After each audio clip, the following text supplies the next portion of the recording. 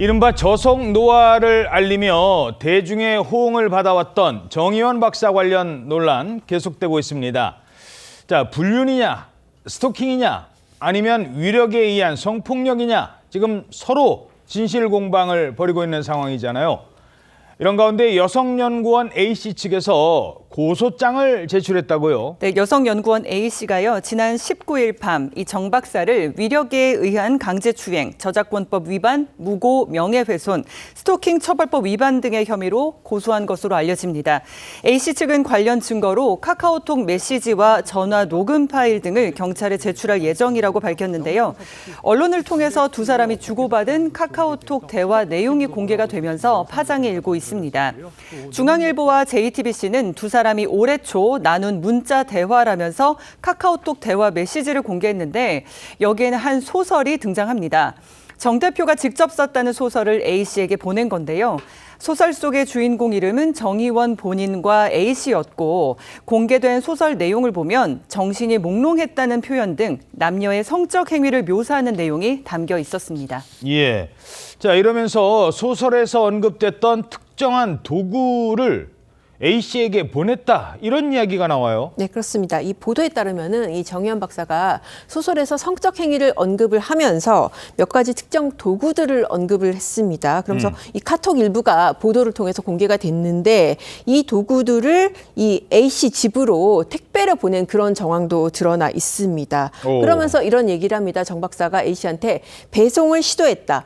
택배사에서 전화가 오면 받아주기만 하면 된다. 이제 그런 내용이 나오고요. 예. 이런 내용들이 이제 A씨가 공개를 한 카톡 내용입니다. 그렇게 공개를 하면서 A씨는 이 소설 내용에 나오는 이 도구들을 주문한 뒤에 정 박사가 특정 행위를 해줄 것을 지속적으로 요구를 했다. 그러면서 이 요구를 거부하면은 해고할 가능성을 비췄고 그렇기 때문에 자기는 요구에 따를 수밖에 없었다라고 주장을 했습니다. 오호. 자, 이 같은 입장이 나오자 정 박사 어떤 입장 보이고 있습니까? 정희원 박사는 해당 소설에 대해서 예의아이로 작성한 것이다, 이렇게 주장을 하면서 결코 위력이한 그 관계가 아니었다고 하면서 오히려 연구원 A씨가 차 안에서 입맞춤을 하는 등 접근했다고 지금 주장하고 있습니다. 그러면서 특정 물건을 보낸 것은 연구원 A씨가 원해서였고 소설 역시 상대방이 AI 기능을 써보라고 해서 AI를 작성한 것이다, 이렇게 주장하고요. 전후 사정을 모두 배제한 채로 악의적으로 편집된 자료로 악마하고 있는데 법적으로 엄정하게 대응하겠다, 이렇게 밝히고 있습니다. 아니, 이거를 뭐 그런 도구 보내는 걸 여성연구원이 원해서 했던 행동이다?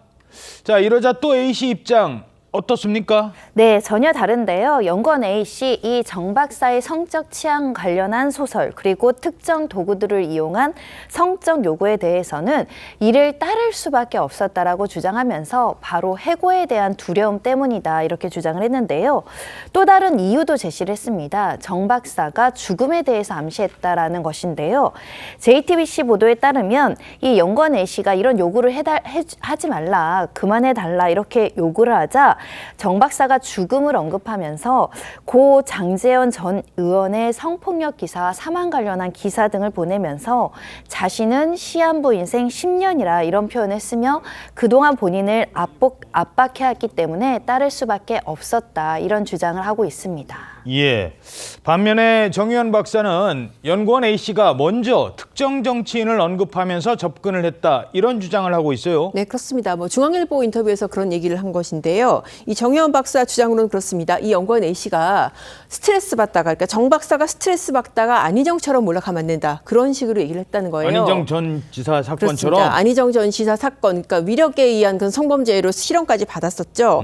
그런 얘기를 하면서 먼저 자신한테 접근을 했다라고 주장을 합니다. 그러면서 이 접근했던 시기가 지난 12월, 작년 12월이라고 합니다. 그 무렵이 어떤 때였냐면은 전공의 파업이 있었고 그때만 해도 이제 정 박사가 대형 병원에 재직을 하고 있었는데 그래서 극도의 수면 부족과 피로 상태에서 상당량의 항우울제로 버티고 있던 그런 취약한 시기다. 그러니까 취약한 시기라서 그런 얘기에 어떻게 보면 뭐 가스라이팅 당했다, 이제 그런 취지로 보입니다.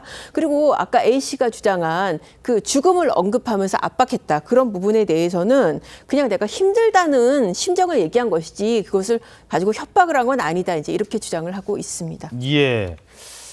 자, 이 진실 공방 외에도 두 사람 사이에는 또 다른 문제가 남아 있다고 합니다. 바로 이 저작권 문제라고요. 네, 그렇습니다. 저속 노화 개념과 출판물에 대한 저작권 문제를 놓고서도요, 진실 공방을 벌이고 있는데, 연구원 A씨는 자신이 정 박사의 이른바 고스트 작가, 유령 작가였음을 암시하는 카톡 대화 내용도 공개를 했습니다. 중앙일보 보도에 따르면 연구원 A씨가 원고를 올리자 정의원 박사는 제 이름으로 내기가 참 마음이 편치 않다. 그를 도둑질해야 라는 표현이 등장을 하고요. 이에 대해 정 박사는 자신은 이미 A씨를 만나기 전인 지난 2021년부터 관련 주제로 베스트셀러를 기록한 작가였기 때문에 해당 주장은 말이 되지 않는다라고 반박을 했습니다. 자, 양측이 서로 맞고소를 한 상황인 만큼 일단은 수사 그리고 재판 결과를 지켜봐야 될 것 같은데, 그런데 이게 알려지면서 그 후폭풍 이미 불고 있다고요. 그렇습니다. 원래는 정 박사가 대학병원 교수로 재직 중에 있었는데요. 서울시가 정 박사를 영입해서 건강총괄관으로 위촉을 했습니다. 이 직책은 3급, 국장급에 해당하는 고위직인데 최근에 서울시의 사의를 표명한 것으로 알려지고 있고 서울시도 조만간 수리하겠다라는 방침으로 알려지고 있는데요.